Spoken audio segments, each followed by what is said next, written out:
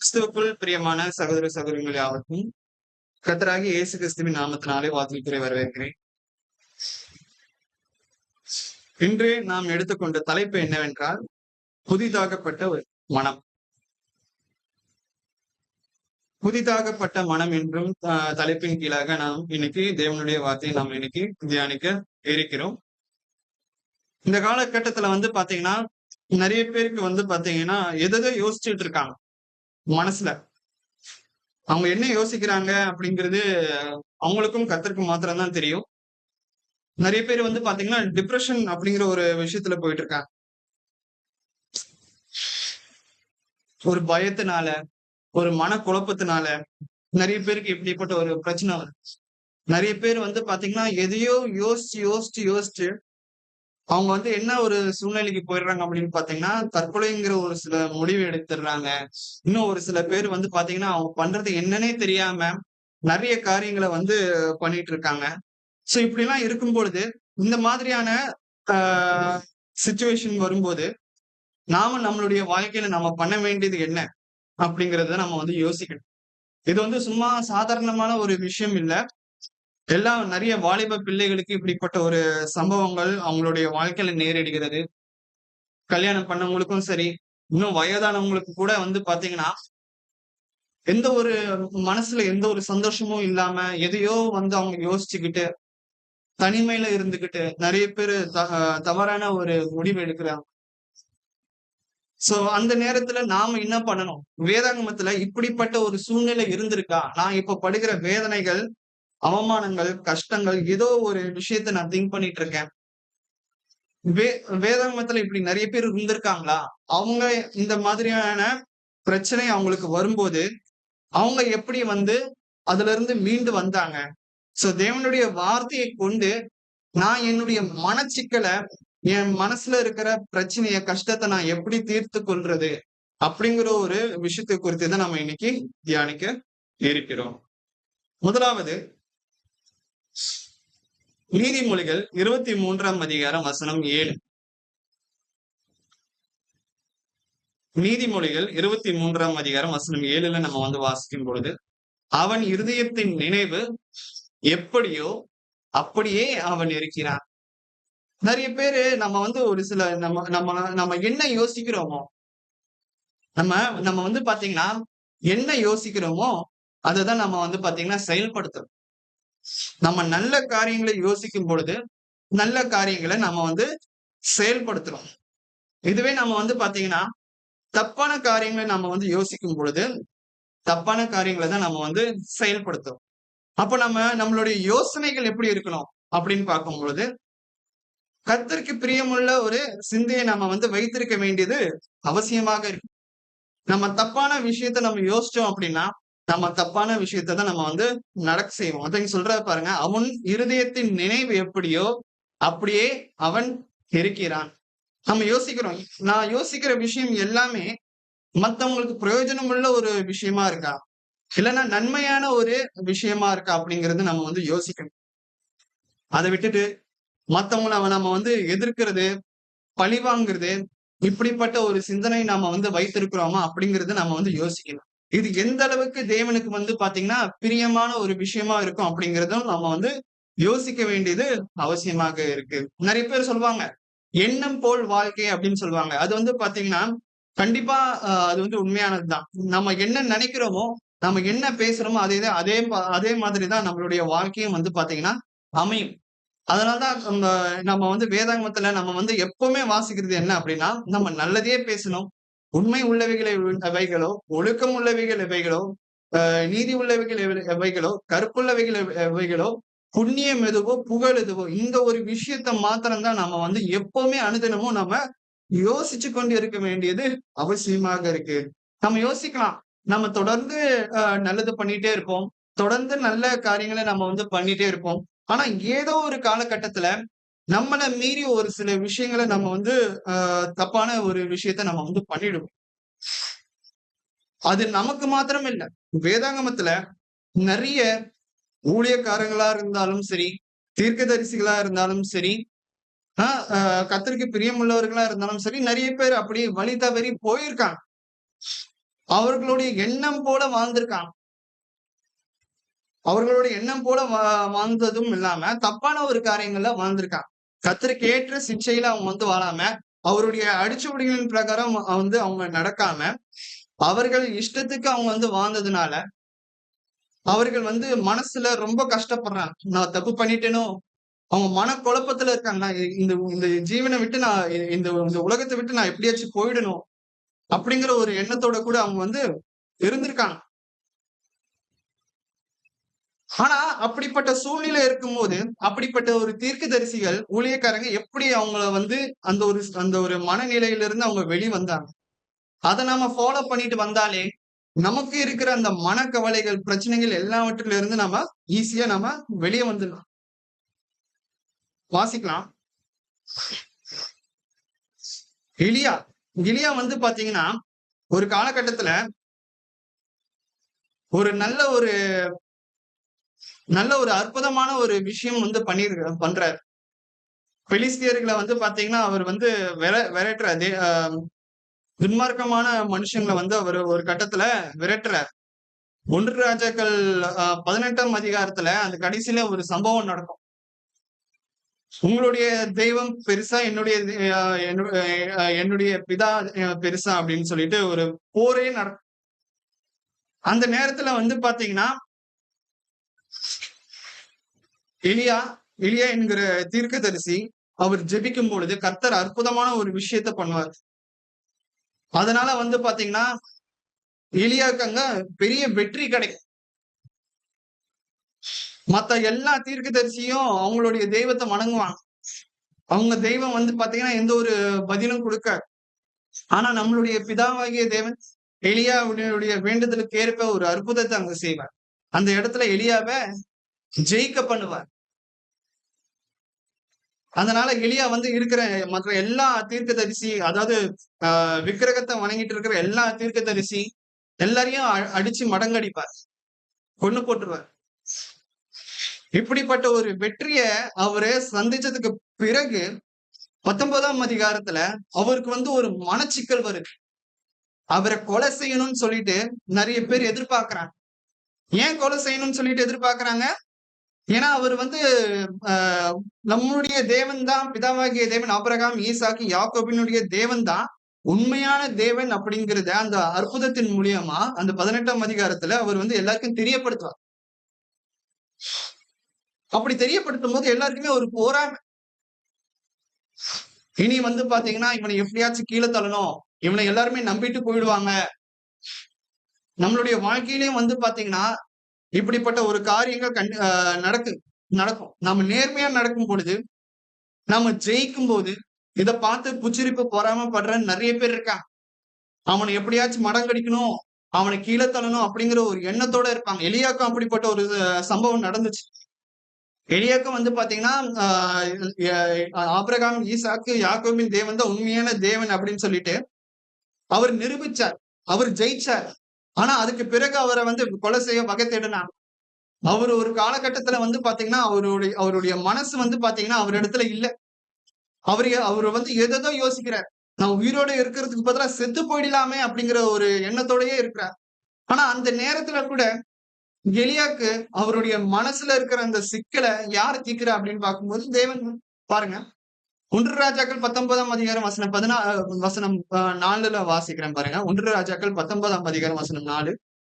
அவன் வனாந்திரத்தில் ஒரு நாள் பிரயாணம் போய் ஒரு சூறைச் செடியின் கீழ் உட்கார்ந்து தன் ஜீவன் எடுத்துக்கொள்ளப்பட வேண்டும் என்று கோரி, போதும் கர்த்தாவே, என் ஜீவனை எடுத்துக்கொள்ளும், நான் என் பிதாக்களை பார்க்கிலும் நல்லவன் அல்ல என்றான். பாருங்க, இவர் வந்து பாத்தீங்கன்னா ஒரு சாதாரணமான ஒரு நம்மள மாதிரி ஒரு சாதாரணமான ஒரு மனுஷன் கிடையாது. இவர் வந்து ஒரு ஊழியக்கார். எலியா வந்து பாத்தீங்கன்னா ஒரு தீர்க்கதரிசி. அப்படிப்பட்டவருக்கே வந்து பாத்தீங்கன்னா இப்படிப்பட்ட ஒரு மனச்சிக்கல். நான் எல்லாரும் பாக்கலாம் நான் நல்லவன் கிடையாது. ஆமா, எல்லாருமே என்ன யோசிப்போம்?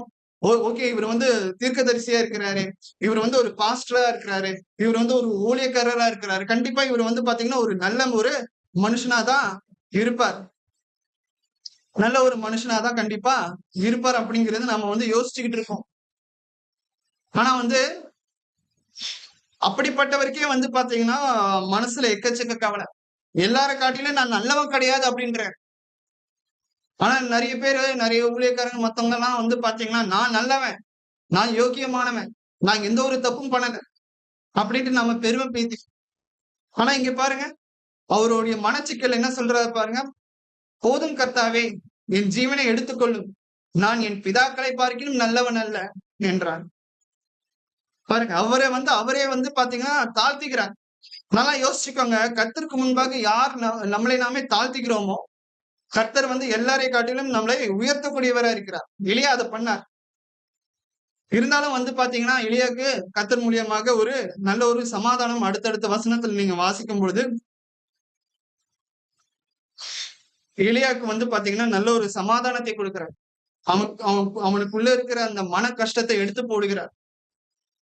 நீங்க அடுத்தடுத்த வசனத்துல வாசிச்சீங்க அப்படின்னா, அவன எழுப்பி, தட்டி எழுப்பி அவனுக்கு தேவையான ஆகாரத்தை கொடுக்கிறார். திரும்ப இன்னொரு தடவ தட்டி எழுப்பி அவனுக்கு ஆகாரத்த குடுத்து, தண்ணீய குடுத்து, அவன் அடுத்தது செய்ய வேண்டிய வேலை என்ன அப்படிங்கிறது கூட சொல்கிறார். நாம வந்து பாத்தீங்கன்னா, நம்ம மனசுல இருக்கிற கஷ்டத்த நம்ம வந்து அப்படியே வச்சுட்டே இருந்தோம் அப்படின்னு வச்சுக்கோங்களேன். கடைசி வரைக்கும் நம்ம அடுத்த காரியத்த நம்ம வந்து எதுவுமே செய்ய முடியாது. அதிலேயே நம்ம வந்து ஸ்டக் ஆகி இருப்போம். இங்க எலியாவுக்கும் அப்படிப்பட்ட ஒரு சூழ்நிலை வந்தது. அவரு வந்து பாத்தீங்கன்னா, அ சொல்றது பாருங்க. ஆ தன் ஜீவன் எடுத்துக்கொள்ளப்பட வேண்டும் என்று அவன் கோரி, தேவனிடத்துல அவன் மன்றாடுகிறான். என்னால இதுக்கு மேல என்னால தாங்க முடியல. நான் எவ்வளவு நல்லது பண்ணியும் எனக்கு வந்து பாத்தீங்கன்னா, எனக்கு கெட்ட பேரு தான் கிடைக்குது. யாருமே வந்து பாத்தீங்கன்னா நம்ப மாட்டேன்றாங்க. நான் அவங்களுக்காக பாடுபடுறேன். ஆனா அவங்க என்ன என்ன என்ன வந்து புரிஞ்சுக்க மாட்டேங்கிறாங்க. நம்ம நம்ம நம்ம வீட்லயே கூட வந்து பாத்தீங்கன்னா, நம்ம நல்லது தான் செய்வோம். நம்ம குடும்பம் நாம நல்லா இருக்கணும், நம்ம குடும்பம் நல்லா இருக்கணுங்கிற அதுக்காக நம்ம உழைப்போம். ஆனா நம்மளுடைய உழைப்பை யாருமே புரிஞ்சுக்க மாட்டாங்க. நாம மத்தவங்க மேல வச்சிருக்கிற அன்பை யாருமே புரிஞ்சுக்க மாட்டாங்க. ஆனா கர்த்தருக்கு எல்லாமே தெரியும். நம்ம பண்ற தியாகங்கள், வேதனைகள், கண்ணீர்கள், அவமானங்கள் மனுஷனுக்கு தெரியலனா கூட கர்த்தருக்கு வந்து பாத்தீங்கன்னா அங்க நல்லா தெரியும். ஆனா அதே போலதான் எலியா பண்ற இந்த ஒரு நன்மையான காரியங்கள் மத்தவங்களுக்கு தெரியலனாலும் கூட மத்தவங்க வந்து பாத்தீங்கன்னா தெரிஞ்சும் எலியாவ கொலை செஞ்சு போடணும் அப்படிங்கிற ஒரு எண்ணத்தோட இருக்காங்க. அந்த நேரத்துல தான் வந்து பாத்தீங்கன்னா கர்த்தர் இடத்துல மன்றாடுறான் எலியா. தன் ஜீவன் எடுத்துக்கொள்ளப்பட வேண்டும் என்று கூறி நாமளும் வந்து பாத்தீங்கன்னா ஒரு வாழ்க்கையில நிறைய கஷ்டங்கள் இருக்கும்போது நான் எப்படா சாவேன், நான் எப்படா எனக்கு சாவு வரும், என்னால இந்த உலகத்துல என்னால இருக்கவே முடியல, பேசாம நான் செத்து தொலைஞ்சா கூட எனக்கு சந்தோஷமா இருக்குமே, இந்த பிரச்சனையில இருந்து நான் விடுபட முடியுமே. நிறைய பேர் அப்படி நினைக்கிறது உண்டு. அப்படி நடந்துட்டா நடந்து அப்படி அப்படி நம்ம நினைச்சு நம்மை நாமே தற்கொலை பண்ணிக்கொண்டா என்ன ஒரு பிரயோஜனமும் கிடையாது. கத்தர் கொடுத்த ஜீவனை நாம வந்து எடுக்கிறதுக்கு நமக்கு தகுதி கிடையாது. அவரு மாத்திரம் தான் வந்து பாத்தீங்கன்னா கொடுக்கிறவரா இருப்பார். அவரு மாத்திரம் தான் எடுக்கிறவரா இருப்பார். சோ நம்ம ரொம்ப நல்லா யோசிக்க வேண்டியது அவசியமாக இருக்கு. அவர் கொடுத்த இந்த ஜீவனை நாம எடுக்கிறதுக்கு நமக்கு ரைட்ஸே கிடையாது. கர்த்தருக்கு மாத்திரம் தான் ரைட்ஸ் இருக்கு. இல்லைன்னா நம்ம டைரக்டா நரகத்துக்கு தான் நம்ம போக முடியும். இங்கே 1 ராஜாக்கள் 19ஆம் அதிகாரம் வசனம் 4ல கூட தொடர்ந்து அதுக்கப்புறம் தொடர்ந்து நம்ம வாசிக்கும் பொழுது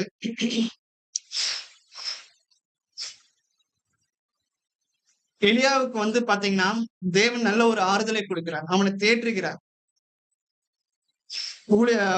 கர்த்தருக்கு பிரியமா நடக்கிறவங்களை கர்த்தர் எப்பவுமே வந்து பாத்தீங்கன்னா கைவிட மாட்டார். அடுத்ததா கூட நம்ம வந்து வாசிக்கலாம். சங்கீதம் 42ஆம் அதிகாரம் வசனம் 11. சங்கீதம் 42ஆம் அதிகாரம் வசனம் 11. ஆத்மாவே நீ என் பாடியாய், ஏன் எனக்குள் தேங்குகிறாய், தேவனே நோக்கி நமக்கு என் சேவனமா இருக்கிறதை நான் இன்னும் தீசேன். இங்க பாருங்க, இங்க தாவீதுக்கு வந்து நம்ம நினைக்கிறோம் நமக்குதான் இருக்கிறதுலயே ரொம்ப பெரிய பிரச்சனை, இந்த வாழ்க்கையை எப்படிறா நடத்துறது, நம்ம இந்த குடும்பத்தை எப்படிறா வழி நடத்துறது, வேலைக்கு போனாலும் அந்த வேலையில இருக்கிற மக்களை எப்படிறா சமாளிக்கிறது, இந்த மாதிரி நிறைய பிரச்சனைகள், நிறைய எண்ணங்கள் நமக்குள்ள தோன்றிட்டு இருக்கும். எப்படிதான் இந்த உலகத்துல வந்து வாழ்றது, சர்வைவ் பண்றது? இன்னும் எவ்வளவு காலத்துக்கு தான் எனக்கு இந்த வாழ்க்கையில வந்து போராட்டம்? இந்த ஜீவனுள்ள நம்ம நல்லா யோசிச்சுக்கோங்க. நம்ம வாழ்ற வரைக்கும் நமக்கு வந்து பாத்தீங்கன்னா, போராட்டம் இருந்து கொண்டே தான் இருக்கும். அதுவும் கிறிஸ்தவர்களுக்கு வந்து பாத்தீங்கன்னா, ஒவ்வொரு நாளும் நமக்கு வேதனைகள் இருந்து கொண்டு தான் இருக்கு. அதையெல்லாம் நம்ம வந்து கடந்து வர வேண்டியது அவசியமாக இருக்கு. இங்க தாவீதுக்கும் வந்து பாத்தீங்கன்னா, மன உளைச்சல் எக்கச்சக்கமா இருக்கு. நமக்கு இருக்கிற மாதிரியே அவரும் வந்து பாத்தீங்கன்னா, ஒரு சாதாரணமான ஒரு மனுஷன் தான். அவருக்கும் எல்லா ஃபீலிங்ஸும் இருக்கும். எல்லா கஷ்டமும் இருக்குதான். அவருக்கு ஏன் வந்து அவர் வந்து ஒரு ராஜாவா இருந்தாலும் கூட, அவர கொலை செஞ்சு போடணும் அ அ அப்படிங்கிறதுக்காக அவர வந்து வேட்டையாடுறான். சொந்த மகனே வந்து பாத்தீங்கன்னா, உங்க அப்பாவ கொலை செஞ்சு போடணும் அப்படின்னு சொல்லிட்டு வகை தேடுறான். இன்னொரு ஒரு இடத்துல வந்து பாத்தீங்கன்னா, சவுல் ராஜா. சவுல் ராஜாவ காட்டிலும் தாவீது வந்து பெரிய ஆளா ஆனதுனால, அந்த பொறாமையினால சவுல் வந்து பாத்தீங்கன்னா, தாவீத கொலை செஞ்சு போடணும் அப்படிங்கிற ஒரு வெறியோட சுத்தி திரியிறான். கொஞ்சம் யோசிச்சு பாருங்க. நமக்கு அந்த மாதிரி வாழ்க்கையில நம்மள யாராச்சு கொலை பண்ணி போடணும், நம்ம நல்லா இருக்கக்கூடாது அப்படின்ட்டு இருக்கும் பொழுது, நாம என்ன யோசிப்போம்? கொஞ்சம் யோசிச்சு பாருங்க. நம்ம எங்க போனாலும் நமக்கு கண்ணி தான். கண்ணி வைப்பாங்க. கண்ணி வெடின்னு கேள்விப்பட்டிருக்கீங்கல்ல? ஆ? ஒரு அ ஒரு மணல்ல வந்து பாத்தீங்கன்னா, அத புதைச்சு வச்சிருப்பாங்க. நம்மளுக்கு தெரியாம கால் வச்சோம் அப்டின்னா, நம்ம வந்து வெடிச்சு இறந்துருவோம். அதேபோல தாவீதுக்கு வந்து பாத்தீங்கன்னா, எந்த இடத்துல போனாலும் வந்து பாத்தீங்கன்னா, அவனுக்கு வந்து ஒரு பிரச்சனை தான். அவன வந்து வேட்டையாடுறாங்க. அவன வந்து ஏமாத்திர்றாங்க. அ அப்படி இருக்கும் பொழுது, அவன் வந்து ஆ பெருசா எதுவுமே பண்ணல. அவனே தேற்றிக்கிறான். கர்த்தர் அவனை தேற்றுறாரு பாருங்க. "என் ஆத்துமாவே, நீ ஏன் கலங்குகிறாய்? ஏன் எனக்குள் தியங்குகிறாய்? தேவனை நோக்கி காத்திரு." பாருங்க, ஒரு சில விஷயங்கள் நாம வந்து என்ன பண்ணுவோம் அப்படின்னா, வெயிட் பண்ண மாட்டோம். தேவனுடைய செயலுக்காக நம்ம வந்து காத்திருக்க மாட்டோம். துணிஞ்சு நாம ஒரு சில விஷயங்கள செஞ்சுடுவோம். நான் எவ்வளவு நாள் தான் கஷ்டப்படுறது? இதுக்கு நானே வந்து பாத்தீங்கன்னா, ஒரு பதில் பண்ண போறேன். பழிக்கு பழி வாங்க போறேன். எவ்வளவு நாள் தான் நானே கஷ்டப்பட்டுட்டு இருக்கிறது? மத்தவங்களும் எனக்கு நான் படுற அந்த கஷ்டத்த மத்தவங்களும் அனுபவிக்கணும். நானும் வந்து பழிக்கு பழி வாங்க போறேன். அப்படி பண்ணோம்னு வச்சுக்கோங்களேன், அது கர்த்தருக்கு பிரியமில்லாத ஒரு விஷயம். கர்த்தர் நமக்கு வந்து எப்பவுமே சப்போர்ட் பண்ண மாட்டாரு. இங்க தாவீது என்ன பண்ணாரு பாருங்க. கர்த்தருக்காக காத்துட்டு இருக்கிறார். அவனுக்கு மன உளைச்சல் எக்கச்சக்கமா இருக்கு. வீட்டிலயும் சரி, வெளியிலயும் சரி, எக்கச்சக்க பிரச்சனை. நமக்கும் அதே போல தான். இப்ப நான் வந்து தாவீத பத்தி சொல்றேன். ஆனா, நீங்க உங்களுடைய வாழ்க்கையில நடக்கிற அந்த போராட்டத்த நீங்க ஞாபகத்துல வச்சுக்கோங்க. உங்க மனசுல ஏற்படுகிற அந்த கஷ்டத்த நாம வந்து யோசிச்சு பார்க்கணும். எனக்கு வீட்லயும் பிரச்சனை, வெளியும் பிரச்சனை. சொந்தக்காரங்கனாலயும் பிரச்சனை. நான் பெத்த ப ப பசங்கனாலயும் பிரச்சனை. கூட இருக்கிற கணவர்னால பிரச்சனை. மனைவினால பிரச்சனை. இன்னும் நெறைய பிரச்சனைகள நாம் வந்து எப்படி வந்து சமாளிக்கிறது? நம்ம யோசிச்சுக்கிட்டு இருப்போம். அந்த நேரத்துல இப்படிப்பட்ட ஒரு வசனம் நமக்கு கிடைக்கும்போது, "என் ஆத்துமாவே, நீ ஏன் கலங்குகிறாய்? ஏன் எனக்குள் தேங்குகிறாய்? தேவனை நோக்கி காத்திரு. என் முகத்திற்கும் ரட்சிப்பும் என் தேவனுமாய் இருக்கிறவரை நான் இன்னும் துதிப்பேன்." இந்த மாதிரியான ஒரு சிச்சுவேஷன்ல நாம வந்து தேவனை விட்டு பின்வாங்கி போகுறதுக்கு நெறைய வாய்ப்புகள் சாத்தான் வந்து உண்டு பண்ணுவான். என் வாழ்க்கையில எதுவுமே கரெக்ட்டா அமையல. மத்தவங்கலாம் சந்தோஷமா இருக்காங்க. நான் தேவன ஆராதிக்கிறேன். நான் 3 வேளையும் ஜெபம் பண்றேன். எல்லா எல்லா நேரத்திலும் நான் கர்த்தர ஸ்தோத்திரிக்கிறேன். ஆனா எல்லாருமே சந்தோஷமா இருக்காங்க. எல்லாருமே வாழ்க்கையில முன்னேறுறாங்க. ஆனா எனக்கு மட்டும் ஏன் இப்படிப்பட்ட ஒரு பிரச்சனை நடக்குது? ஒருவேளை கர்த்தர் எனக்கு என் மேல பிரியமா இல்லையா? கர்த்தருக்கு என்ன பிடிக்கலையா? இந்த உலகத்தார் வந்து நல்லா சந்தோஷமா இருக்காங்க. விக்கிரகத்த வணங்கிட்டு இருக்காங்க. இன்னும் வந்து பாத்தீங்கன்னா, அ சர்ச்சுக்கு கூட நெறைய பேர் வந்து பாத்தீங்கன்னா, சரியா வர்றது கிடையாது. ஆக்டிவா இருக்கிறது கிடையாது. இருந்தாலும் கர்த்தர் அவங்கள வந்து ரொம்ப ஆசீர்வதிக்கிறார். நான் எல்லா விஷயத்திலும் பெர்ஃபெக்ட்டா இருக்கேன். என்ன ஏன் ஆசீர்வதிக்க மாட்டேன்றார்? எனக்கு ஏன் இவ்ளோ கஷ்டம், பிரச்சனை எல்லாமே இருக்கு. நாம யோசிக்கிறோம். ஆனா நம்ம பண்ண வேண்டிய ஒரே முக்கியமான விஷயம் என்னன்னா, கர்த்தர் நம்மளை கைவிட மாட்டாருங்கிற அந்த ஒரு விசுவாசம் நமக்குள்ள எப்பவுமே இருக்கு. பாத்துக்கலாம். என்ன நடந்தாலும் பாத்துக்கலாம். வாழ்க்கையில என்ன ஒரு பிரச்சனை வந்தாலும் பாத்துக்கலாம் அப்படிங்கிற ஒரு தைரியம் நமக்கு வேணும். என் கூட கர்த்தர் இருக்கிறார். மிஞ்சி போனா என்ன பண்ணுவாங்க? மிஞ்சி போனா இந்த உயிர் போகும். அவ்வளவுதான். அவ்வளவுதானே. ஆனா இந்த நம்மளுடைய ஆத்மாவையும் நம்மளுடைய சரீரத்தையும் நரகத்துக்கு தள்ளுற அவருக்கு மாத்திரம்தான் நம்ம பயப்படணும் தவிர வேற யாருக்கும் நம்ம பயப்படக்கூடாது. ஒரு சில நம்மளுடைய மனசுல இருக்கிற நினைவுகள்னா நமக்குள்ள இருக்கிற பயத்தினால வரும், குழப்பத்தினால வரும். அடுத்து என்ன பண்ண முடியும் அப்படிங்கிற ஒரு எண்ணமே நமக்கு வந்து தோணாது. ஆனா நாம பண்ண வேண்டியது என்ன அப்படின்னா, ஜெபிக்க வேண்டியது என்ன அப்படின்னா, பிதாவே நான் உம்மிடத்துல ஜெபிக்கிறேன். எனக்கு வந்து பாத்தீங்கன்னா இப்படிப்பட்ட ஒரு வாழ்க்கையில எனக்கு ரொம்ப கஷ்டமா இருக்கு. நான் எல்லாத்தையும் உங்ககிட்ட நான் சொல்லிடுறேன். இதுக்கு அப்புறம் நடக்கிறது உங்களோட விருப்பம். என் வாழ்க்கையில நீங்க ஆசீர்வாதத்தை கொடுத்தாலும் சரி, நீங்க எப்படிப்பட்ட ஒரு விஷயத்தை நீங்க கொடுத்தாலும் சரி, அதை நான் ஏத்துக்கிறேன். நான் மனப்பூர்வமா ஏத்துக்கிறேன்.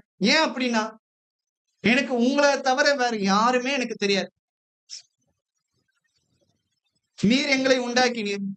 நாங்க நரகத்துக்கு போகணுமா, பரலோகத்துக்கு போகணுமாங்கிற முதல் கொண்டு நீர் முன்குறித்து வைத்திருக்கிறீர். இது எல்லாமே உங்களுடைய சித்தமா நடக்குது. எங்களால் ஒண்ணும் கூடாதுதான். ஆனா கண்டிப்பா உங்களால் எல்லாமே கூடும். நான் கம்ப்ளீட்டா சரண்டர் ஆயிடுறேன் உங்ககிட்ட. நான் கம்ப்ளீட்டா உங்ககிட்ட சரண்டர் ஆயிடுறேன். என் வாழ்க்கையில நடக்கிறது எல்லாமே நீங்களே பார்த்துக்கோங்க. ஆனா நான் என்னுடைய விஷயத்த நான் தொடர்ந்து பண்ணிட்டே தான் இருப்பேன். சாத்தான் என்னை எப்படி நிந்திச்சாலும் சரி, எனக்கு எப்படிப்பட்ட ஒரு அவமானத்தை கொண்டு வந்து கொடுத்தாலும் சரி, என் வாழ்க்கையில இருக்கிற எல்லா மன கஷ்டத்தை எனக்கு வந்து கொடுத்தாலும் சரி, நான் உம்மை விட்டு நான் பின்வாங்கி போக மாட்டேன். எனக்கு உம்மை தவிர எனக்கு வேற யாருமே எனக்கு இது வேண்டாம், தேவையே இல்லை. உம்முடைய பாதத்துல தான் நான் வந்து எப்பவுமே இருப்பேன். உண்மையே தான் நான் மன்றாடிட்டு இப்படிதான் நம்ம வந்து யோசிக்கணும். ஏன்னா தாவீது அப்படிதான் பண்றாரு. தேவனை நோக்கி காத்து என் முகத்துக்கும் ரட்சிப்பும் என் தேவனுமாய் இருக்கிறவரை நான் இன்னும் துதிப்பேன். நம்ம ஏன் இந்த மாதிரி சிச்சுவேஷன்ல தான் நம்ம தேவனை விட்டு பின்வாங்கி போகாம இன்னும் கிட்டி சேரணும். இன்னும் அதிகமா கிட்டி சேரணும். நமக்கு மன உளைச்சல் வரும்போதுதான் அதிகமா கர்த்தர் இடத்துல நம்ம வந்து கிட்டி சேர வேண்டியது அவசியமாக இருக்கு. அடுத்ததா கூட நம்ம வந்து வாசிக்கலாம். இங்க ஒருத்தருக்கும் வந்து பாத்தீங்கன்னா சோதனைகள் வருது. நம்ம வாழ்க்கையில நமக்கு வந்து எப்படி ஒரு சோதனைகள் வருமோ, கர்த்தர் நம்மள வந்து ஆசீர்வதிக்கும் பொழுது நமக்கு வந்து ஒரு சில நேரத்துல மனமேட்டிமை ஆயிடும். நான் தான் இருக்கிறதுலே பெரிய ஆளு அப்படிங்கிற ஒரு மனமேட்டிமை வந்து கொண்டு வந்து கொடுத்துரும். கர்த்தர் நம்மளை தொடர்ந்து ஆசீர்வதிச்சுட்டே இருக்கும்போது. அப்படி நாம வந்து எந்த ஒரு சூழ்நிலையும் நம்ம மனமேட்டிமையா இருக்கக்கூடாது. நீங்க தானியேல்ல வந்து பாத்தீங்கன்னா, நேபுகாத்நேசர் என்னும் ராஜாக்கு வந்து பாத்தீங்கன்னா, அப்படிப்பட்ட ஒரு மனமேட்டிமை இருந்தது. அவன் வந்து தன்னை வந்து கடவுளுக்கு கர்த்தருக்கு மேல அவனை வந்து உயர்த்திக்கிட்டான். கர்த்தர் அதை பார்த்தார். அவனை ஒரே அடி அடிச்சார். பார்க்கலாம், வாசிக்கலாம். தானியேல் 4ஆம் அதிகாரம் வசனம் 33ல இருந்து 34, 33, 34. தானியேல் 4ஆம் அதிகாரம் வசனம் 33. இந்த வார்த்தை அவன் மனசிலிருந்து தள்ளப்பட்டு ஆடுகை போல் வைத்தான். அவனுடைய தலைமையில் வேலையுடைய இயற்கை போலவும் அவனுடைய நகங்கள் பசியுடைய நகங்களும் அவன் மட்டும் அவன் கடிதம் ஆகாயத்து பண்பே நாய்ந்தது. அந்த நாட்கள் கண்டத்திலிருந்து நேபுகாத்நேசராகிய நான் என் கர்த்தரை வானத்துக்கு நிகழ்த்தி என் புத்தி எனக்கு திரும்பி வந்தது. அப்பொழுது நான் உன்னதமானவரை தோத்தரித்து எங்களுக்கும் பூமிக்கவரை பண்பேற்படுத்தினேன். அவருடைய சத்தத்துவமே நித்திய கற்றுப்போம். அவருடைய ராஜ்யமே தலைமையாக நிற்கும். இங்க ஒரு சம்பவம் நடக்குது. என்ன சம்பவம் அப்படின்னா, கர்த்தர் வந்து நேபுகாத்நேசரை கூட்டிட்டு வந்து தன்னுடைய சொந்த மக்கள் இஸ்ரவேல் மக்களை மடங்கடிக்கிறார். ஏன் வந்து நேபுகாத்நேசர் என்னும் ராஜாவை அவர் கூட்டிட்டு வந்து ஏன் தன்னுடைய சொந்த மக்களை சொந்த ஜனத்தை ஏன் மடங்கடிக்கிறார் அப்படின்னு பார்க்கும்பொழுது, ஏன் அடிமையா நேபுகாத்நேசருக்கு கொடுக்கிறாருன்னு பார்க்கும்பொழுது, இஸ்ரவேல் மக்கள் கர்த்தருடைய கட்டளைக்கு யாருமே கீழ்ப்படியல. சோ அந்த நேரத்துல வந்து பாத்தீங்கன்னா இஸ்ரவேல் ராஜாவும் சரி, யூத ராஜாவும் சரி, எல்லாருமே தவிர்த்து போட்டு வெளியிருந்து ஒரு ஆளை கொண்டு வருகிறார். அதுதான் வந்து அவர் யார் அப்படின்னு பாத்தீங்கன்னா நேபுகாத்நேசர். நேபுகாத்நேசரை வந்து பாத்தீங்கன்னா கூட்டிட்டு வந்து எல்லாம் உலகமே அவனுக்கு கீழே தான் அப்படிங்கிற மாதிரி கொண்டு வந்தார். ஆனா அதுவே வந்து பாத்தீங்கன்னா ஒரு காலகட்டத்துல அவனுக்கு வந்து ஒரு பெரிய மேட்டிமையா மாறிடுச்சு. நான் தான் இருக்கிறதுலே பெரிய ஆள். இப்ப கூட நிறைய இடத்துல நம்ம வந்து நிறைய பேரை பார்க்கிறோம். நான் தான் பெரிய ஆள். நான் சொல்றதுதான் சட்டம். எல்லாருமே நான் சொல்றதுதான் கேட்டு நடக்கணுங்கிற ஒரு ஆணவத்தோட நிறைய பேர் வந்து சுத்திக்கிட்டு இருக்காங்க. கர்த்தர் வந்து பாத்தீங்கன்னா, அப்படிப்பட்ட மேட்டிமையுள்ள இருதயத்தை வந்து பாத்தீங்கன்னா, ஒரு காலகட்டத்துல மடங்கடிக்க பண்ணுகிறார். அடிச்சு கீழ தள்ளுகிறார். சோ நாம வந்து எந்த ஒரு சூழ்நிலையிலும் நம்ம வந்து மேட்டிமையான ஒரு இருதயத்தை நம்ம வந்து வைத்திருக்க கூடாது. நமக்கு வந்து பாத்தீங்கன்னா, அதுவே வந்து பாத்தீங்கன்னா, ஒ ஒரு மாதிரி நமக்கு கர்த்தர் நமக்கு குடுக்கிற எல்லா ஆசீர்வாதத்தையும் அது வந்து எடுத்து போடக்கூடிய ஒரு விஷயமா இருக்கு. ஆனா, அவன் வந்து பாத்தீங்கன்னா, ஒரு காலகட்டத்துல மனம் திரும்புறான். இங்க நேபுகாத்நேசர் வந்து பாத்தீங்கன்னா, மனம் திரும்புறார். அடுத்ததா சொல்ற ஒரு எடுத்துக்காட்டு ஒரு நபர் வந்து பாத்தீங்கன்னா, மனம் திரும்ப மாட்டார். ஆனா, இந்த நபர் வந்து பாத்தீங்கன்னா, மனம் திரும்புகிறார். 33வது வசனத்துல, அந்நேரமே அந்த வார்த்தை நேபுகாத்நேசரிடத்தில் நிறைவேறிற்று. அவன் மனுஷனின் என்று தள்ளப்பட்டு மாடுகளைப் போல் புல்லை மேய்ந்தான். பாருங்க, நேபுகாத்நேசர் வந்து இங்க என்ன ஒரு தப்பு பண்றாரு அப்படின்னு பார்க்கும்பொழுது, தன்னைத்தானே தேவனுக்கு நிகரா தேவனை தாண்டியும் வந்து பாத்தீங்கன்னா, அவன் வந்து யோசிச்சு வச்சுட்டான். நான் தான் பெரிய ஆளு அப்படின்ட்டு நினைச்சுட்டான். அவன் வெளிய கூட சொல்லல. அவன் அவன் மனசுலயே நினைச்சுக்கிட்டான். அவன் நினைச்ச அந்த நேரமே வந்து பாத்தீங்கன்னா, கர்த்தர் வந்து அவனுக்கு பெரிய ஒரு சாபத்தை கொடுக்கிறார். அவன் வந்து மனுஷன இருந்து தள்ளப்பட்டு மாடுகளைப் போல புல்லை மேய்ந்தான். அவனுடைய தலைமேல் கழுகுகளுடைய இறகுகளைப் போலவும், அவனுடைய நகங்கள் பறவைகளின் நகங்களைப் போலவும் வளரும் மட்டும் அவன் சரீரம் ஆகாயத்து பனியிலே நனைந்தது. அந்த நாட்கள் சென்ற பின்பு நேபுகாத்நேசர் ஆகிய நான் என் கண்களை வானத்துக்கு ஏறெடுத்தேன். பாருங்க, அவன் மனம் திரும்புறான் பாருங்க. நேபுகாத்நேசர் வந்து பல வருடம் கழிச்சு, நான் பண்ணது தப்பு. இருக்கிறதுலயே வந்து பாத்தீங்கன்னா, நான் ஒண்ணுமே கிடையாது. கர்த்தர் தான் எல்லாம் அப்படிங்கிற ஒரு எண்ணம் அவனுக்கு வந்தது. என் புத்தி எனக்கு திரும்பி வந்தது. அப்பொழுது நான் உன்னதமானவரை ஸ்தோத்தரித்து, என்றென்றைக்கும் ஜீவித்திருக்கிறவரை புகழ்ந்து, அவருடைய ராஜ்யம் தலைமுறையாக நிற்கும். கர்த்தர் வந்து பாத்தீங்கன்னா, இங்க அவனுக்கு எப்படிப்பட்ட ஒரு விஷயத்தை வந்து கொடுக்கிறார். நேபுகாத்நேசர் வந்து பாத்தீங்கன்னா, கடைசியில அவன் வந்து மனம் திரும்புறான். நேபுகாத்நேசர் வந்து பாத்தீங்கன்னா, கடைசியில அவன் வந்து மனம் திரும்புறான். அதனால வந்து பாத்தீங்கன்னா, அவன வந்து பழைய மாதிரி ராஜாவாக்கினான். சோ நாமளும் நம்மளுடைய வாழ்க்கையில நிறைய கஷ்டங்கள் வரும். ஒரு சில நேரத்துல வந்து பாத்தீங்கன்னா, நம்மளுடைய பெருமை நம்ம மனசுல என்ன யோசிக்கிறோமோ, அததான் நம்ம வந்து மாறிடும். நான் தான் ஏற்கனவே சொன்ன மாதிரி ஸ்டார்ட்டிங்ல நான் சொன்னேன். நம்ம நல்ல விஷயங்கள நாம வந்து எப்பவுமே நினைக்கும்போது, நமக்கு எல்லாமே கர்த்தர் நன்மையான காரியங்கள வந்து மாற்றிக் கொடுக்க வல்லவரா இருக்கிறார். நாம எப்போ சாத்தானுடைய அ செயலுக்கு நம்ம வந்து ஈடுபடுறோமோ, நாம எப்போ நம்ம கண்ட்ரோல மீறி நம்ம வந்து நடந்து கொள்றோமோ, அப்பதான் வந்து இருக்கிறதுலயே ஒரு பெரிய பிரச்சனை வந்து உண்டாகும். யோசிக்காம நம்ம ஒரு சில விஷயங்கள பேசிடுவோம். யோசிக்காம நம்ம ஒரு சில விஷயங்கள் நடந்துருவோம். அதன் பிறகு நம்ம வந்து ஃபீல் பண்றத காட்டிலும், கர்த்தரை நோக்கி நம்ம வந்து அமர்ந்திருக்க வேண்டியது அவசியமாக இருக்கு. அடுத்ததா கூட, இப்போ இந்த இடத்துல வந்து பாத்தீங்கன்னா, நேபுகாத்நேசர் தான் பண்ண தப்ப வந்து யோசிச்சு மனம் திரும்பினார். ஆனா இன்னொரு ஒரு இடத்துல வந்து பாத்தீங்கன்னா, மத்தேயு 27ஆம் அதிகாரம் வசனம் 3லிருந்து 5 வாசிக்கும் பொழுது, இங்க ஒரு நபரை குறித்து நம்ம வந்து வாசிக்கிறோம். அது எல்லாருக்குமே தெரிந்த ஒரு நபர் தான். அவன் வந்து பாத்தீங்கன்னா, அவன் மனசுல குத்தப்படுது. அவன் பண்ண தப்ப அவன் வந்து உணர்றான். ஆனா மனம் திரும்பல. அதனால அவனுக்கு எப்படிப்பட்ட ஒரு பிரச்சனை வருது பாருங்க. மத்தேயு 27ஆம் அதிகாரம் வசனம் 3லிருந்து 5. கொடுத்த யூதா அவன் மகனை ஆக்கிரமிப்பாக வார்த்தாப்பட்டு இப்போது வெள்ளிக்காக ஆச்சாரிக்கும் இரத்தத்தை நாம் காட்டினால் சாவம் பிணியிருந்தான். அதற்கு அவர்கள் இன்னும் என்ன அது என்றார்கள். பாருங்க, இங்க வந்து பாத்தீங்கன்னா, யூதாஸ் காரியத்தை இயேசு கிறிஸ்துவ வந்து காட்டி கொடுத்தான். காட்டி கொடுத்ததுக்கு பிறகு அவன் மனஸ்தாபப்பட்டு, குற்றமில்லாத ரத்தத்தை காட்டிக் கொடுத்ததினால் பாவம் செய்தேன் என்றான். அவன் தப்ப உணர்ந்துட்டான். அதற்கு அவர்கள், எங்களுக்கு என்ன? அது உன் பாடு என்றார்கள். அப்பொழுது அவன் அந்த வெள்ளிக்காசை தேவாலயத்திலே எறிந்துவிட்டு, புறப்பட்டு போய் நான்று கொண்டு செத்தான். பாருங்க. இதெல்லாம் வந்து பாத்தீங்கன்னா, நாம வந்து நம்மளுடைய வாழ்க்கையில நம்மள அறியாம நெறைய விஷயங்கள பண்ணுவோம். இல்ல நம்மள தெரிஞ்சே நெறைய தப்பான காரியங்கள நம்ம வந்து பண்ணி நமக்கும் வந்து பாத்தீங்கன்னா, பண்ணதுக்கு பிறகு மன உளைச்சல் இருக்கும். ஐயோ! நான் தப்பு பண்ணிட்டேனே! கர்த்தர் என்னை வந்து நேசிக்க மாட்டார். அவ்வளவுதான், கர்த்தருடைய ஒரு செல்ல பிள்ளை நான் கிடையாது. நான் இவ்வளவு நாள் நல்ல ஒரு காரியங்கள் நான் பண்ணிட்டு இருந்தேன். கர்த்தருக்கு பிரியமுள்ள எல்லா விதமான காரியங்களும் நான் பண்ணிட்டு இருந்தேன். எல்லாருக்கும் நன்மையான காரியங்கள பண்ணிட்டு இருந்தேன். நான் உண்மைய தான் பேசிக்கிட்டு இருந்தேன். பொய்யவே நான் பேசுனது இல்ல. யாரையும் நான் பழிவாங்குற எண்ணத்திலேயே நான் இதுவரைக்கும் இருந்ததில்ல. ஆனா ஏதோ ஒரு சந்தர்ப்ப சூழ்நிலையினால நான் வந்து கர்த்தர விட்டு பின்வாங்கி போகிற ஒரு சூழ்நிலை வந்துருச்சு. கெட்ட வார்த்தை பேசுகிற ஒரு சூழ்நிலை வந்துருச்சு. அடிக்கிற கை ஓங்குற ஒரு விஷயம் வந்துருச்சு. இல்லன்னா வந்து பாத்தீங்கன்னா, மத்தவங்களுக்கு மத்தவங்க வந்து நல்லா இருக்கக்கூடாது. அவங்கள வந்து கெடுத்து போடணுங்கிற ஒரு சூழ்நிலை வந்துருச்சு. இனி கர்த்தர் வந்து என்னை நேசிக்க மாட்டார். நான் பண்ண தப்பு வந்து பாத்தீங்கன்னா, எனக்கும் கர்த்தருக்கும் ஒரு பிளவு உண்டு பண்ணிடுச்சு. இனி என்னால அவரிடத்துல நான் போய் சேரவே முடியாது. பிதாவாகிய தேவன் என்னுடைய விண்ணப்பத்துக்கு எதற்குமே அவர் வந்து பாத்தீங்கன்னா, செவி குடுக்க மாட்டார். நான் எவ்வளவுதான் அவரு வந்து நான் ப்ளீஸ் பண்ணாலும், அவரு கெஞ்சி கேட்டாலும், அவர் என்னுடைய ஜெபத்துக்கும் சரி, என்னுடைய வேண்டுதலுக்கும் சரி, அவர் வந்து இணங்க மாட்டார்.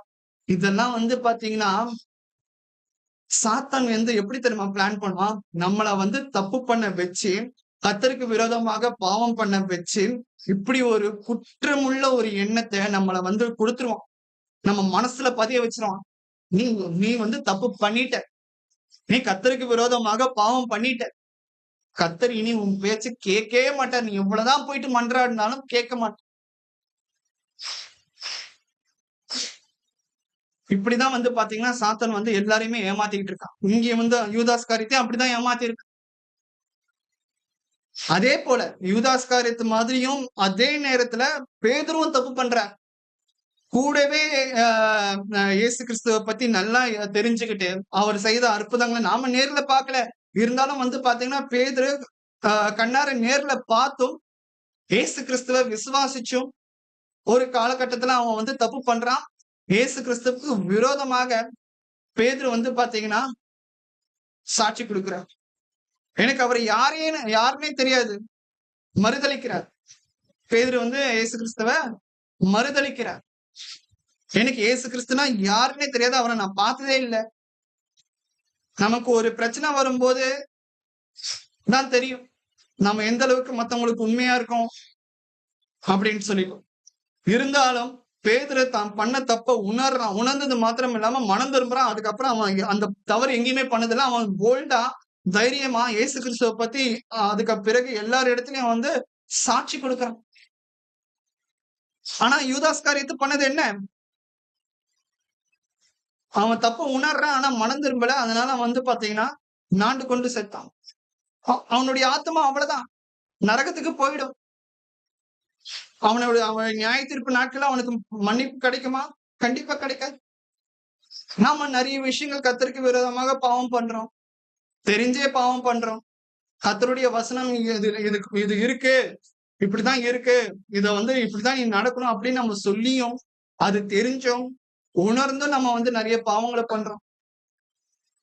நம்ம நம்மள வந்து பாத்தீங்கன்னா, அது ஒரு மன உளைச்சலுக்கு கொண்டு போயிடும். நமக்கு வந்து பாத்தீங்கன்னா, எக்கச்சக்க மன உளைச்சல் இருக்கு. இதுல நான் கர்த்தருக்கு விரோதமாக பாவம் பண்ணோம்னா, அது இன்னும் பெரிய ஒரு மன உளைச்சல்ல கொண்டு போயிடும். அவ்வளவுதான். இனி நான் வந்து வாழ்றது எதுக்கு? நான் தப்பு பண்ணிட்டேனே! இனி நான் வந்து என் தப்ப அடக்கிக்கிட்டே போவேன். அப்படி இருக்கக்கூடாது. ஒரு சில பேர் என்ன தெரியுமா பண்ணுவாங்க? நான் நல்லதா இருப்பாங்க. திடீர்னு ஒரு தப்பு பண்ணிடுவாங்க. ஐயோ! நான் தப்பு பண்ணிட்டேனே! இனி எனக்கு பாவ மன்னிப்பு கிடைக்காது. பேசாம ஒண்ணு பண்ணலாம். அதான் ஒரு தப்பு பண்ணியாச்சு. தொடர்ந்து இன்னும் நெறைய தப்பு பண்ணிக்கிட்டே போயிட்டு இருக்கலாம். ஒரு தப்பு பண்ணா என்ன? 100 தப்பு பண்ணா என்ன? நரகம் எல்லாத்துக்குமே ஒண்ணே தானே. நரகம் தானே. அப்படின்ட்டு சாத்தான் நமக்கு மைண்ட்ல விதைச்சுருவான். அப்படி தயவு செஞ்சு மட்டும் யோசிச்சிராதீங்க. நம்மளுடைய பாவத்துல வந்து மீண்டு வரதுக்கு தான் பிதாவாகிய தேவன் தன்னுடைய ஒரே பேரான குமாரன நமக்கு வந்து அனுப்பி இருக்கிறார். இயேசு கிறிஸ்து மூலியமா நமக்கு வந்து எப்படி எல்லா விதமான பாவத்துல இருந்து நமக்கு ரட்சிப்பு இருக்கு. அத மட்டும் நீங்க நல்லா புரிஞ்சுக்க வேண்டியது அவசியமாக இருக்கு. இயேசு கிறிஸ்து நம்மளுடைய பாவத்தை மன்னிக்கக்கூடியவரா இருக்கிறார். நமக்காக பிதாவின் இடத்துல பரிந்து பேசக்கூடியவரா இருக்கிறார். நம்ம இயேசு கிறிஸ்துவின் இடத்துல தஞ்சம் புகுந்தோம் அப்படின்னா, அவருடைய நியாயத்தீர்ப்பு நாட்கள்ல கண்டிப்பா நமக்கு வந்து பாத்தீங்கன்னா ஒரு நல்லது கிடைக்கும். ஆனா நாம இது வந்து நிறைய பேர் என்ன எடுத்துக்கிறாங்கன்னா, சரி ஓகே நான் தப்பு பண்றேன். இயேசு கிறிஸ்து எனக்கு வந்து மன்றாடுகிறார், மன்னிச்சிடுவார். நான் திரும்பவும் அதே தப்பு பண்ணலாமே. பாருங்க, தெரியாம தப்பு பண்றவங்களுக்கு ஒரு அடி. நம்மள மாரி இயேசு கிறிஸ்துவ பத்தி நல்லா தெரிஞ்சோம். அவருடைய சத்தியம் என்ன அப்படின்னு நல்லா புரிஞ்சோம் தப்பு பண்றவங்களுக்கு பல பல அடிகள் இருக்கும். சோ அதனால நம்ம வந்து ரொம்ப ரொம்ப கவனமா இருக்க வேண்டியது அவசியமாக இருக்கு. ரோமர் 12ஆம் அதிகாரம் வசனம் 2 நம்ம புதிதாக்கப்பட்ட மனம் அப்படிங்கிற ஒரு தலைப்பின் கீழாக நம்ம வந்து வாசிச்சுட்டு இருக்கோம். நம்மளுடைய மனதை எப்படி புதிதாக்குகிறது அப்படிங்கிற ஒரு விஷயத்தை குறித்து நம்ம வந்து வாசிக்கலாம். ரோமர் 12ஆம் அதிகாரம் வசனம் 2 கம்பத்திற்கு ஒத்துழைப்பு செய்கிறாங்க. தேவனுடைய நன்மையும் உண்மையும் பிரியமும் பரிபூர்ணமான திட்டம் என்று பகுத்தறிக்கப்படாத உங்கள் மனம் உண்டாகுவதானே பாருங்க, நீங்கள் இந்த பிரபஞ்சத்திற்கு ஒத்த வேஷம் தெரியாமல் தேவனுடைய நன்மையும் பிரியமும் பரிபூரணமுமான சித்தம் இன்னதென்று பகுத்தறியும்படி. பாருங்க, கர்த்தருக்கு என்ன பிடிக்கும், கர்த்தருக்கு என்ன பிரியமா இருக்கும் அப்படிங்கிறத நம்ம யோசிக்கணும். நாம நிறைய பேர் பண்ற ஒரு விஷயம் என்ன அப்படின்னா, எனக்கு என்ன பிடிக்கும், என்ன சார்ந்து இருக்கிறவங்களுக்கு என்ன பிடிக்கும், நான் மத்தவங்களை எந்த விதத்துல நான் வந்து சந்தோஷப்படுத்தணும் அப்படிங்கறத யோசிக்கிறாங்க. அது தப்பில்லை. ஆனா அப்படி நம்ம யோசிக்கும் பொழுது அது எந்த அளவுக்கு தேவனுக்கு பிரியமா இருக்கும், அது எந்த அளவுக்கு தேவனுக்கு சித்தமா இருக்குங்கிறது நம்ம நிறைய பேர் யோசிக்க மாட்டேன்றோம். ஈஸியா நம்ம வந்து ஒரு சில விஷயங்களை நம்ம வந்து கையாண்டுறோம். ஆனா இங்க அப்போஸ்தலனாகிய பவுல் சொல்றாரு பாருங்க, தேவனுடைய நன்மையும் பிரியமும் பரிபூரணமான சித்தம் இன்னதென்று பகுத்தறியும்படி. சோ அவருக்கு ஏத்த மாதிரிதான் நம்ம வந்து யோசிச்சு செயல்பட வேண்டியது அவசியமாக இருக்கு. உங்கள் மனம் புதிதாகிறதுனாலே மறுரூபம் ஆகுங்கள். அடுத்ததா கூட நம்ம வந்து வாசிக்கலாம். சங்கீதம் 119 வசனம் 11.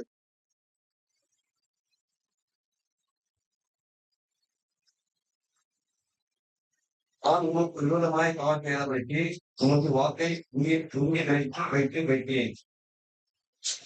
சோ நமக்கு வந்து வாழ்க்கையில நிறைய கஷ்டங்கள், கவலைகள் இருக்கும் பொழுது நாம வந்து அவுட் ஆஃப் கண்ட்ரோல், அதாவது நம்ம மைண்ட் வந்து நம்ம கண்ட்ரோல்ல இருக்காது.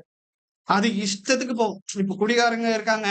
அவங்க வந்து குடிக்கும்போது அவங்க என்ன பண்றாங்க, ஏது பண்றாங்கங்கிறது அவங்களுக்கே தெரியாது. இன்னும் ஒரு சில பேர் குடிக்காதவங்க இருப்பாங்க. ஆனா அவங்களுடைய மைண்ட் வந்து பாத்தீங்கன்னா அவங்களுடைய கண்ட்ரோல்லயே இருக்காது. அந்த மாதிரியான சூழ்நிலையில நான் என்ன பண்றது, நான் எப்படி வந்து பாத்தீங்கன்னா என்னை நானே தேற்றிக் கொள்வது, எனக்கு வந்து புத்தி சொல்றதுக்கு யாரும் கிடையாது, என்னை அரவணைக்கிறதுக்கு யாரும் கிடையாது, என்னிடத்துல அன்பு காட்டுறதுக்கு யாரும் கிடையாது. ஆனா அந்த நேரத்துல எனக்கு ஒரு ஆறுதலான ஒரு வார்த்தை தேவைப்படுது. அந்த மாதிரி நேரத்துலதான் நம்ம கர்த்தருடைய இந்த மாதிரியான வார்த்தைகளை நம்ம தேடி போய் படிக்க வேண்டியது அவசியமாக இருக்கு. நான் உமக்கு விரோதமாய் பாவம் செய்யாதபடிக்கு உமது வாக்கை என் இருதயத்தில் வைத்து வைத்தேன். நாம ஒரு சில விஷயங்களை நம்ம வந்து நமக்கு தப்பான காரியங்கள் நம்ம வந்து நம்ம வாழ்க்கையில நடக்கும்போது நாம வந்து பழிக்கு பழி வாங்கணும்னு நினைப்போம்.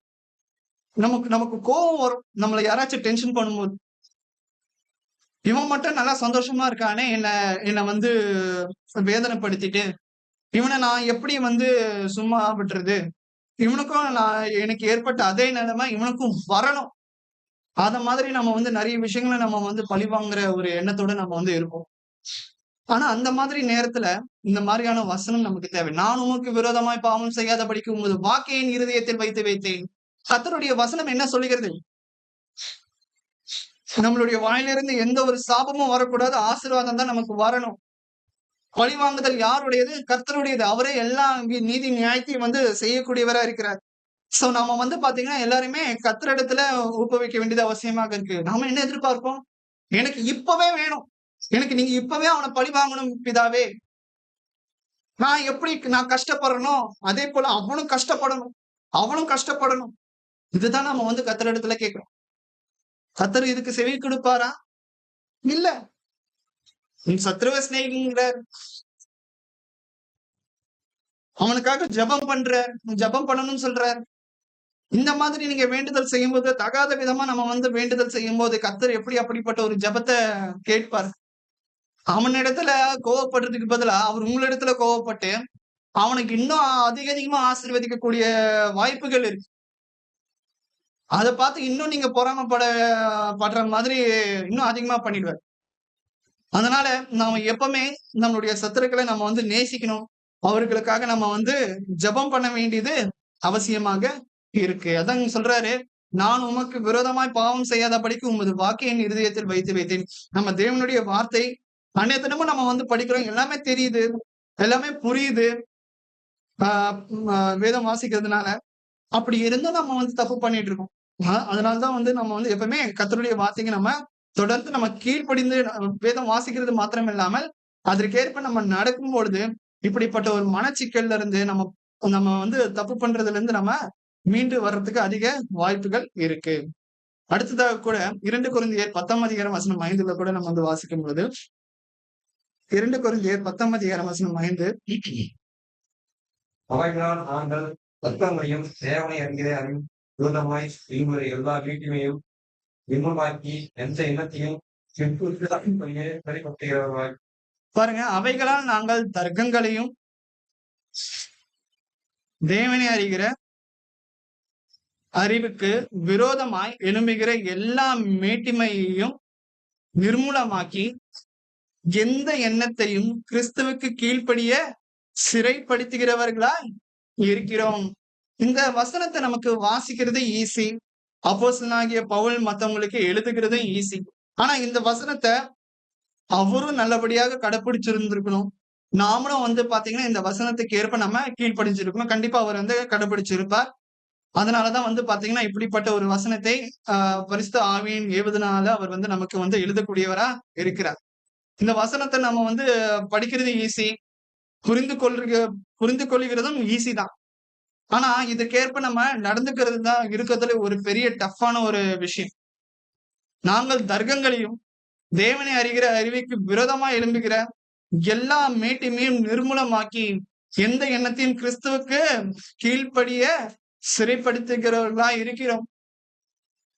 நாம எனக்கு எனக்கு வந்து ஒரு தப்பான எண்ணம் தோணுது. அதனால நான் அத செஞ்சுட்டேன். ஆனா நம்ம யோசிக்கிறோமா, அந்த தப்பான எண்ணங்கள், அந்த செயல்கள் வந்து கர்த்தருக்கு பிரியமா இருக்குமா? இதனால நான் வந்து நித்திய ஜீவனை பெற முடியுமா? பழிக்கு பழி வாங்குனா எல்லாமே சரியாயிடுமா? அப்படிங்கிறது நம்ம யோசிக்கிறோமா? கோபத்துல நம்ம பேசுகிற வார்த்தைகள், நம்ம செய்கிற விஷயங்கள், இது எல்லாமே கர்த்தருக்கு பிரியமா இருக்குமா? அப்படிங்கிறத நம்ம வந்து யோசிக்கணும். சோ அதுதான் வந்து இங்க வந்து நம்ம வந்து வாசிக்கிறோம். நமக்கு ஏற்படுகிற எல்லா எண்ணங்களும் வந்து பாத்தீங்கன்னா, உண்மையான எண்ணங்கள் கிடையாது. ஒரு சில எண்ணங்கள்லாம் வந்து பாத்தீங்கன்னா, சாத்தான் நமக்கு கொடுக்கிற ஒரு எண்ணங்களா இருக்கு.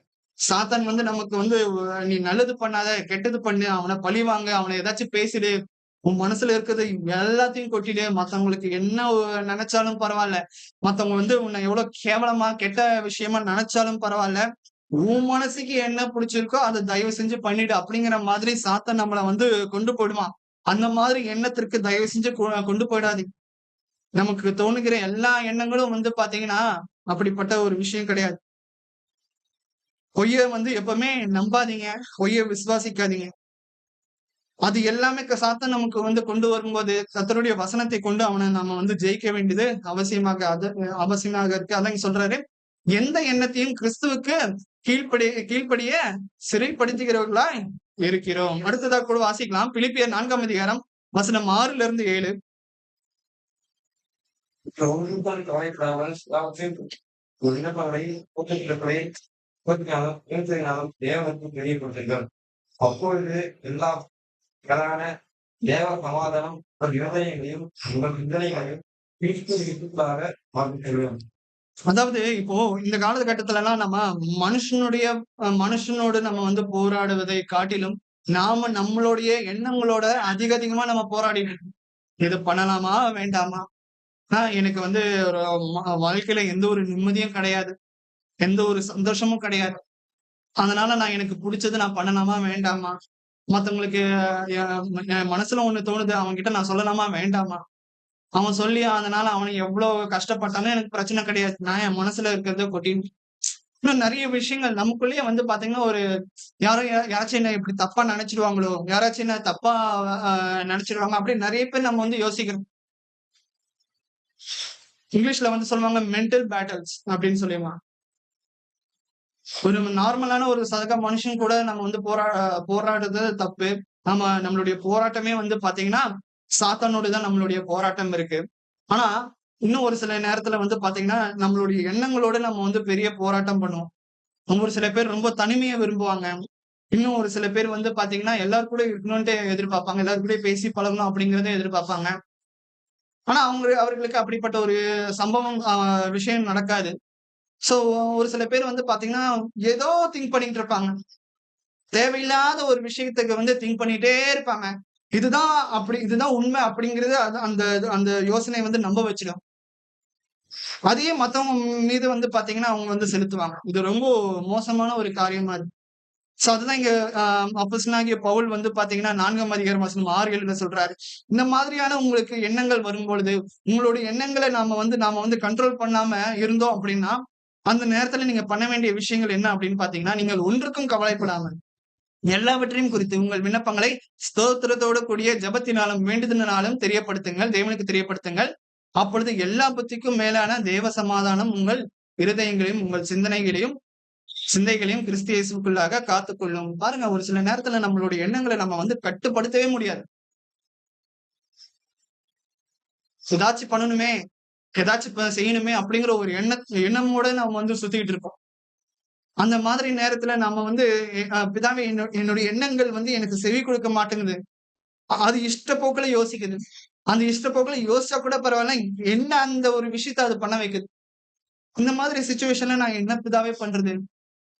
அந்த மாதிரி நேரத்துல தான் எல்லா புத்தி நம்ம வந்து பாத்தீங்கன்னா, தேவனிடத்துல நம்ம ஜெபத்த நாம வந்து ஏறெடுக்க வேண்டியது அவசியமாக இருக்கு. அப்பதான் அவர் குடுப்பார். என்ன குடுப்பார்? எல்லா புத்திக்கும் மேலான தேவ சமாதானம் உங்கள் இருதயங்களையும், உங்கள் சிந்தைகளையும் கிறிஸ்து இயேசுவுக்குள்ளாக காத்துக்கொள்ளும். பாருங்க. இப்படிப்பட்ட ஒரு தீர்க்க தரிசனமான ஒரு வார்த்தைய கர்த்தர் நமக்கு வந்து கொடுத்திருக்கிறார்.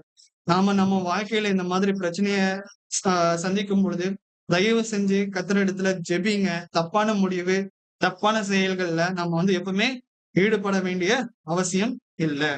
ஏசாயா 61ஆம் அதிகாரம் வசனம் 3ல கூட சொல்றாரு பாருங்க. ஏசாயா 61ஆம் அதிகாரம் வசனம் 3 சீயோனிலே துயரப்பட்டவர்களை சீர்படுத்தவும், அவர்களுக்கு சாம்பலுக்கு பதிலாக சிங்காரத்தையும், துயரத்துக்கு பதிலாக ஆனந்த தைலத்தையும், ஒடுங்கின ஆவிக்கு பதிலாக துதியின் உடையையும் கொடுக்கவும் அவர் என்னை அனுப்பினார். சோ இங்க வந்து பாத்தீங்கன்னா, ஒரு காலகட்டத்துல வந்து பாத்தீங்கன்னா, இஸ்ரவேல் மக்கள தேவன் வந்து அ ஆ அடிமைத்தனமா நேபுகாத்நேசருக்கு அடிமைத்தனமா வந்து கொண்டு போகிறார். இருந்தாலும் அவர்கள வந்து பாத்தீங்கன்னா, அவர் வந்து அப்படியே விட்டுறல. எல்லாமே எல்லாமே ஒரு நல்ல ஒரு காரியமா வந்து பாத்தீங்கன்னா, மாற்றுகிறார். அதான் இங்க சொல்றாரு, "சீயோனிலே துயரப்பட்டவர்களை சீர்படுத்தும்." ஒரு காலகட்டத்துல நாமளும் வந்து துயரப்படுவோம். துயரப்பட்டுட்டு இருப்போம்.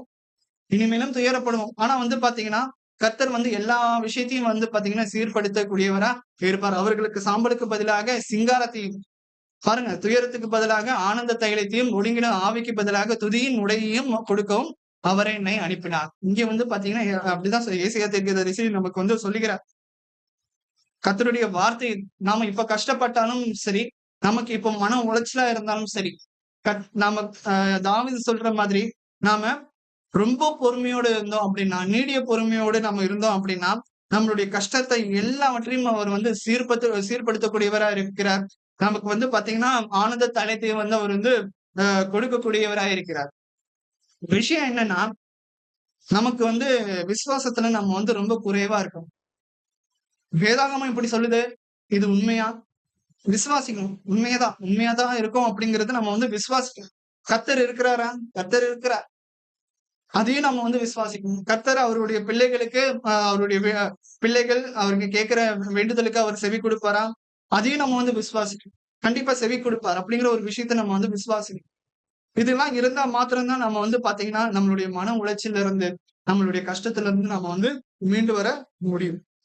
யாக்கோபு 5ஆம் அதிகாரம் வசனம் 16ல கூட நம்ம வந்து வாசிக்கும் பொழுது, நீங்கள் சொஸ்தமடையும்படிக்கு உங்கள் குற்றங்களை ஒருவருக்கொருவர் அறிக்கையிட்டு, ஒருவருக்காக ஒருவர் ஜெபம் பண்ணுங்கள். நீதிமான் செய்யும் ஊக்கமான வேண்டுதல் மிகவும் பலனுள்ளதா இருக்கிறது.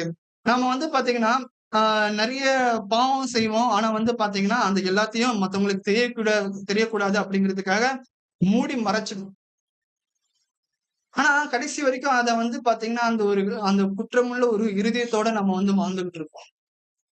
எந்த ஒரு பாவத்தையும் நம்ம அறிக்கை பண்ணாம, அந்த ஒரு மன கஷ்டத்திலேயே, "ஐயோ! நான் இவளுக்கு துரோகம் பண்ணிட்டேனே!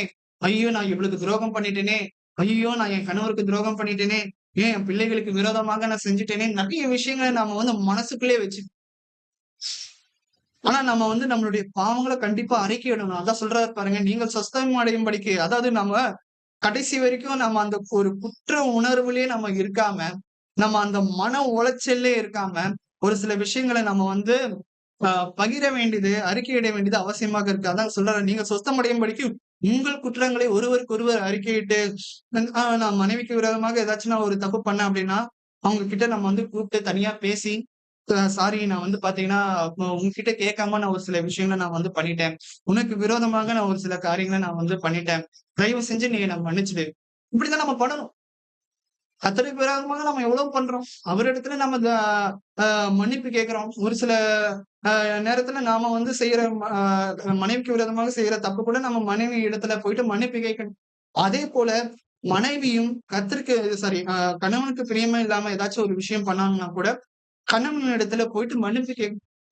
ஆனா மனைவி என்ன நினைக்கிறாங்க? அப்படி நம்ம வந்து நான் வந்து எனக்கு மன்னிப்பு கேட்கிற பழக்கமே எனக்கு கிடையாது. அப்படி நம்ம இருக்கக்கூடாது. தாழ்ந்து போணும். எல்லார் இடத்துலயும் நம்ம வந்து தாழ்ந்து போணும். கர்த்தர் நம்மளை உயர்த்தக்கூடியவரா இருப்பார். நான் என்ன தப்பு பண்ணா நான் வந்து மன்னிப்பு கேட்கணும். நான் எல்லா விஷயத்தையும் கரெக்ட்டா தான் பண்ணேன். அப்படி நம்ம இருக்கக்கூடாது. அதான் இங்க சொல்றாரு பாருங்க. நம்ம ஒருவருக்கு ஒருவர் அறிக்கையிட்டு, ஒருவருக்காக ஒருவர் ஜெபம் பண்ணுங்கள். பிள்ளைகள் தப்பு பண்ணா, கண்டிப்பா பெற்றோர்கள் அத கேட்கணும், தண்டிக்கணும். அதே சமயத்துல கர்த்தர் அவர்களை சிட்சியாதபடிக்கு நம்ம தேவனிடத்துல ஜெபிக்கணும். யோபு அப்படிதான் பண்ணார். யோபு வந்து பாத்தீங்கன்னா, எல்லா விஷயத்திலயும் உண்மையா இருந்தார். ஆனா, அவருக்கு என்ன ஒரு மனசுல ஒரு கஷ்டம்னா, அவர்கள் பிள்ளைகள் வந்து பாத்தீங்கன்னா, அவங்க வீட்ல இருந்திருக்காங்க. ஒரு வேள கர்த்தருக்கு விரோதமாக அவங்க பாவம் பண்ணியிருக்கலாம். அதனால வந்து பாத்தீங்கன்னா, யோபு வந்து பாத்தீங்கன்னா, தேவனிடத்துல அவங்க பிள்ளைகளுக்காக ஜெபம் பண்ணிக்கிறார். நாமளும் நம்ம எல்லாருக்காகவும் நம்ம வந்து ஜெபம் பண்ணணும். மனைவி கணவனுக்காக ஜெபம் பண்ணணும். ஆ கணவன் மனைவிக்காக ஜெபம் பண்ணணும். பெற்றோர்கள் பிள்ளைகளுக்காக ஜெபம் பண்ணணும். அடுத்ததா கூட நம்ம வந்து வாசிக்கலாம்.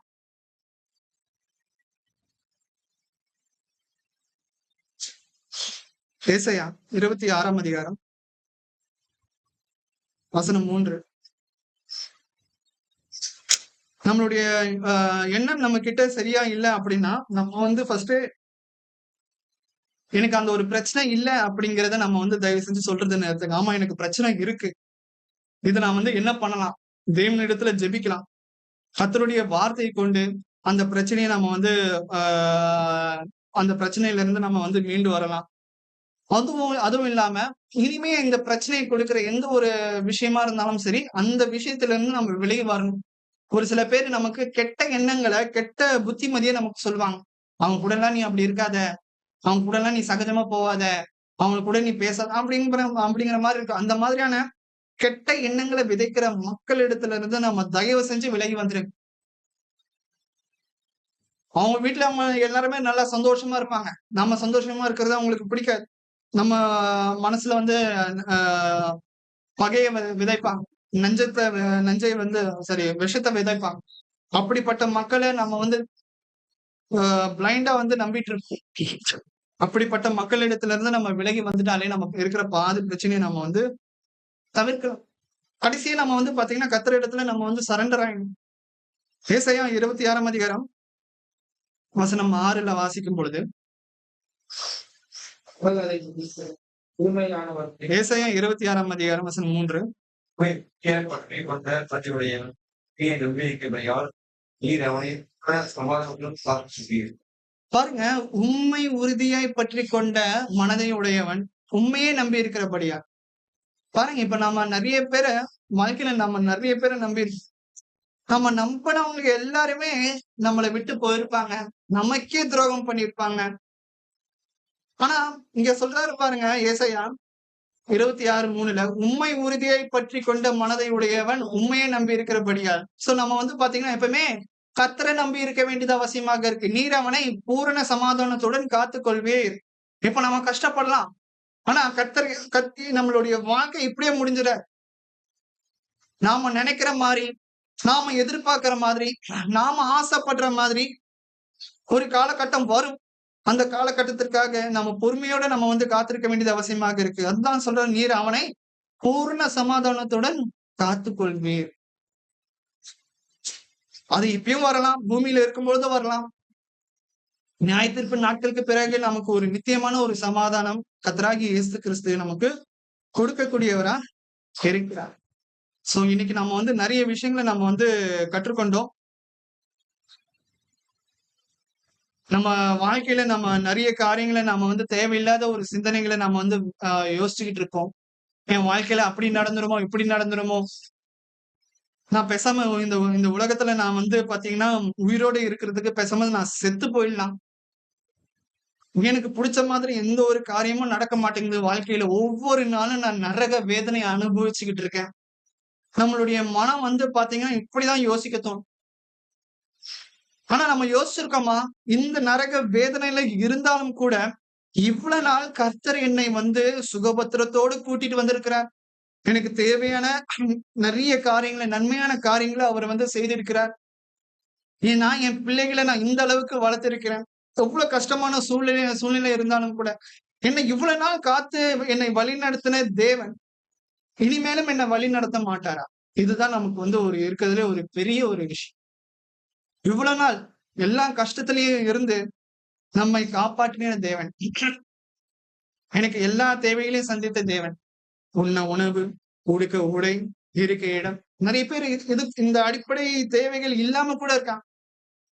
அப்படி இருந்தாலும் கர்த்தர் நமக்கு எல்லா விதமான ஆசீர்வாதத்தையும் கொடுத்து, நமக்கு தேவையான எல்லா நன்மையான காரியங்களை கொடுத்து வைத்திருக்கிறார்.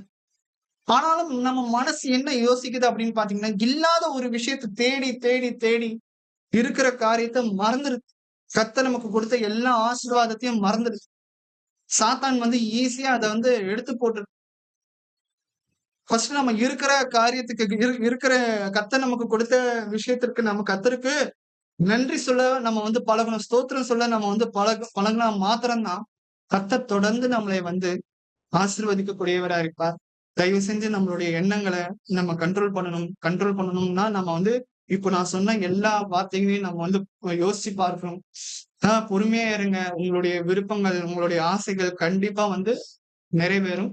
கர்த்தர் தாமே உங்களை ஆசீர்வதிப்பாராக. பொறுமையா கேட்ட உங்கள் அனைவருக்கும் நன்றி.